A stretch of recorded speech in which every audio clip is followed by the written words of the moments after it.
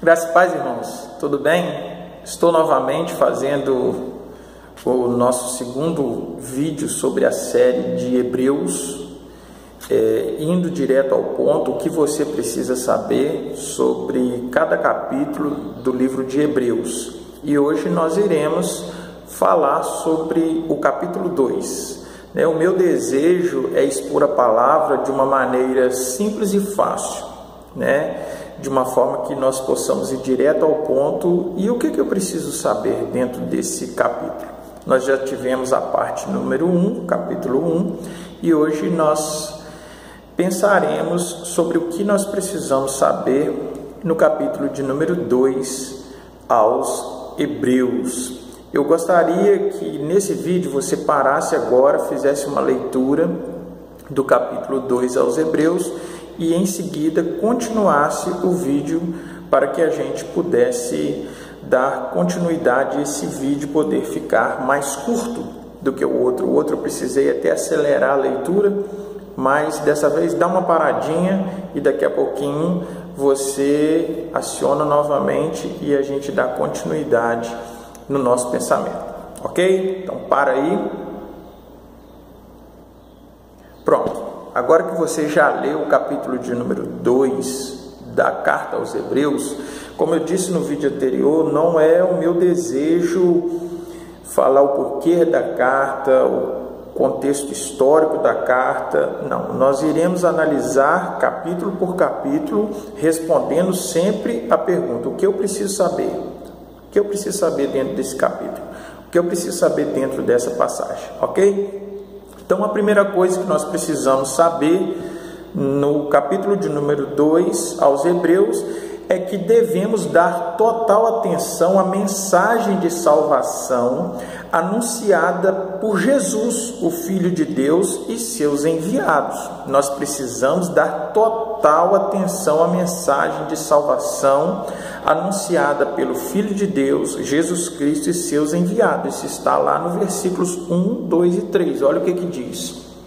Por isso, é preciso que prestemos maior atenção ao que temos ouvido, para que jamais nos desviemos. Porque se a mensagem transmitida por anjos provou a sua firmeza, e toda transgressão e desobediência recebeu a devida punição, como escaparemos nós se negligenciarmos tão grande salvação? Esta salvação, que é a mensagem anunciada, primeiramente anunciada pelo Senhor Jesus, foi-nos confirmada pelos que a ouviram. Então nós devemos dar total, indo direto ao ponto, o que o escritor queria que os seus leitores fizessem? Desse total atenção à mensagem da salvação anunciada pelo Filho de Deus. Pois assim como as mensagens no passado anunciadas pelos anjos, elas se cumpriram, muito mais a anunciada pelo Filho de Deus e por aqueles que a ouviram. Beleza? Ponto. Segundo, o que nós precisamos saber no capítulo de número 2 da Epístola aos Hebreus? Que o mundo que há de vir foi sujeitado ao Filho pelo Pai. E isso a gente viu na primeira parte, no capítulo 1, dos versículos de 10 a 12, que esse mundo vai passar e Jesus irá permanecer, e esse novo mundo que há de vir, ele foi sujeitado pelo Pai ao Filho, e não aos anjos e nem aos seres humanos, aos homens. Isso está no versículo de 5 a 9. Eu vou ler aqui para você acompanhar o raciocínio, está tudo dentro do capítulo. Não foi a anjos que ele sujeitou o mundo que há de vir, a respeito do qual estamos falando. Isso ele estava falando no capítulo de número 1. Mas alguém em certo lugar testemunhou dizendo: que é o homem para que com ele te importes? E o filho do homem para que com ele te preocupes? Tu o fizeste um pouco menor do que os anjos e o coroaste de glória e de honra. Tudo sujeitaste debaixo dos seus pés. Ao lhe sujeitar todas as coisas, nada deixou que não lhe estivesse sujeito. Agora, porém, ainda não vemos que todas as coisas lhe estejam sujeitas. Vemos, todavia, aquele que por um pouco foi feito menor do que os anjos, Jesus, coroado de honra e glória por ter sofrido a morte, para que, pela graça de Deus, em favor de todos, experimentasse a morte. Então, o que o escritor está dizendo?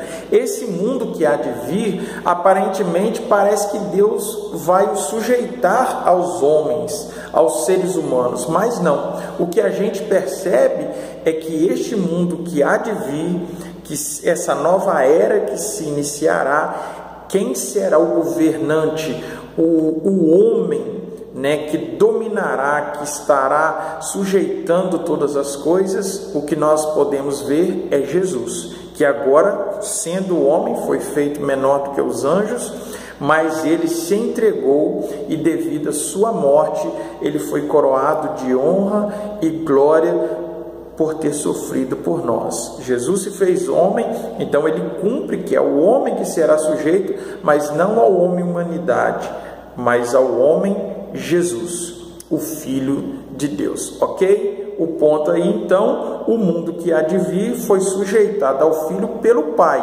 e não aos anjos e nem aos homens.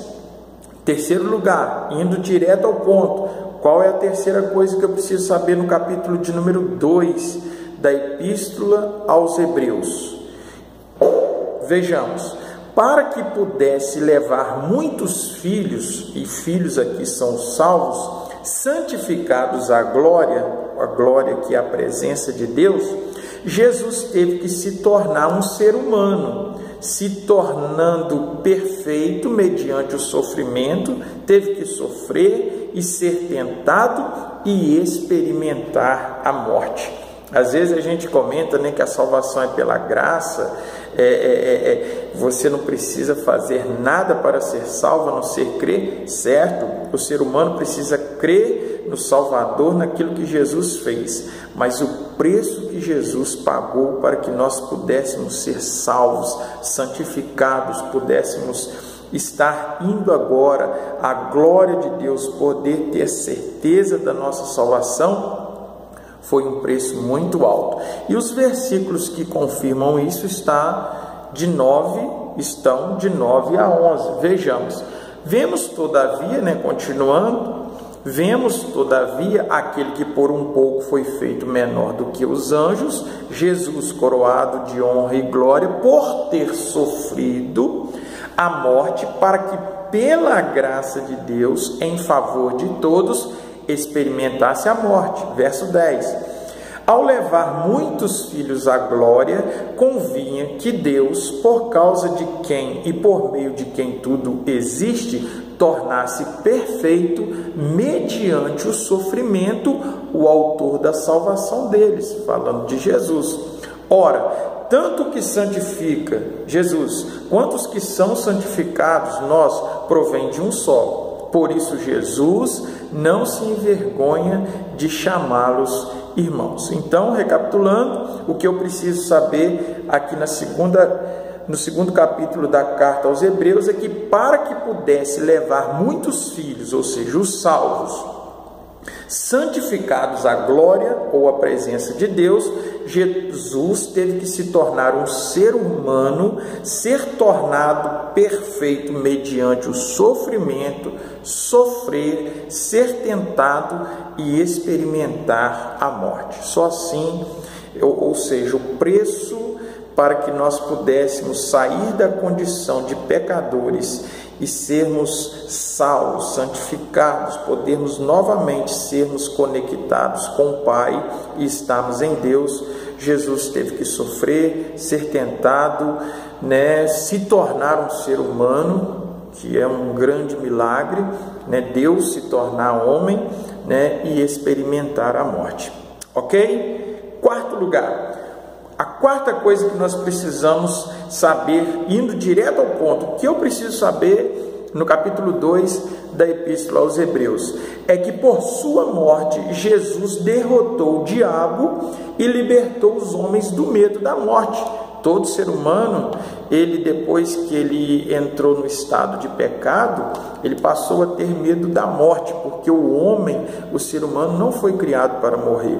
A morte entrou no mundo por causa do pecado de Adão. Isso Paulo vai dizer aos Romanos, né? Mas vejamos que Jesus, por sua morte, né, derrotou o diabo, que tinha o poder da morte, e libertou os homens do medo da morte. Por quê? Porque agora nós sabemos que iremos ressuscitar. Olha o que diz o versículo 14 e 15.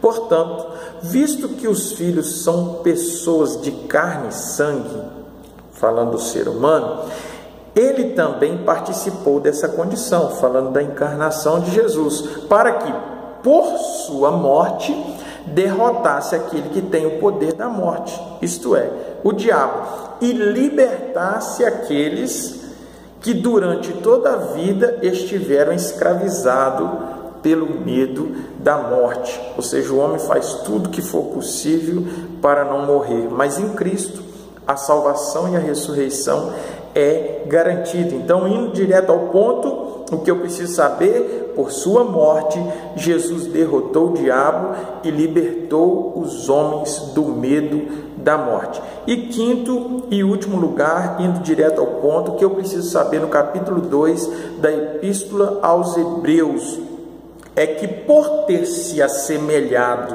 e experimentado as agruras dos homens em sua vinda, Jesus, três coisas: Jesus pôde tornar-se o sumo sacerdote misericordioso e fiel da humanidade.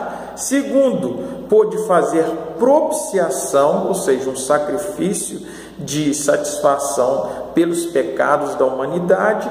E terceiro, é capaz de socorrer os que estão sofrendo e sendo tentados. Isso está nos versículos de número 17 e 18. Por essa razão, era necessário que ele se tornasse semelhante a seus irmãos em todos os aspectos, para se tornar sumo sacerdote, misericordioso e fiel com relação a Deus, e fazer propiciação pelos pecados do povo. Porque, tendo em vista que ele mesmo sofreu quando tentado, ele é capaz de socorrer aqueles que também estão sendo tentados. Então, a quinta coisa que nós precisamos saber, indo direto ao ponto, né, sobre o capítulo 2 da carta aos Hebreus, é que por ter se assemelhado